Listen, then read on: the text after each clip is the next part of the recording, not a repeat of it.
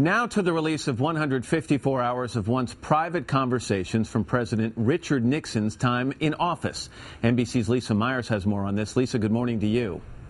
Good morning, Matt. The previously secret tapes revealed the many facets of Richard Nixon: crude, profane, manipulative, pragmatic.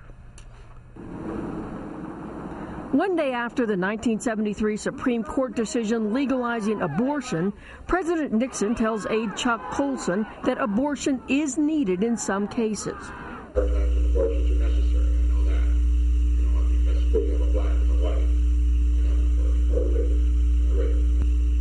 In another conversation, the president talks to evangelist Billy Graham about anti-Semitism after Israel shot down a Libyan passenger plane.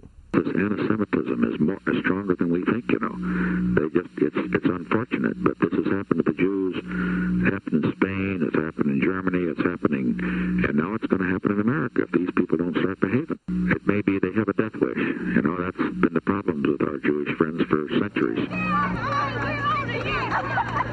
After the first release of American prisoners of war from North Vietnam, President Nixon and Bob Hope, who'd often entertained the troops, are exuberant. We need heroes, Bob. The country needs heroes. You know, it's a curious way. They got them now, haven't they? These are heroes, aren't they? Oh, boy. And in a way, too, can you imagine if they had come back, if we had simply, Peace Nix had suggested, gotten them back for a bug out, they wouldn't come back proud and saluting. They'd come back a little bit disgraced. But now they came back to a country that with honor, you know, though. Don't you agree? Oh, my God. You know, after all the business you and I have taken through the years, it makes you feel pretty good, doesn't it? Oh, boy. Right. Oh, it's a thrill. It's just a thrill.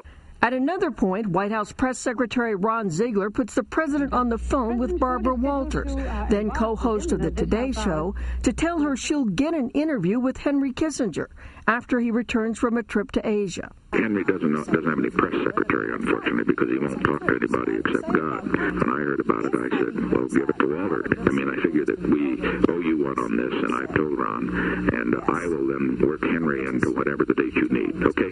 Thank you, Mr. President. Bye. Nixon even talked about the White House taping system itself, saying he wanted control of the tapes and that nothing ever could be transcribed. Matt? Lisa Myers in Washington for us this morning. As always, Lisa, thank you very much. Appreciate it. Yeah, I think Haldeman said to him at the time, don't worry, nobody will ever hear this but us. Yeah, guess what? We're all listening now.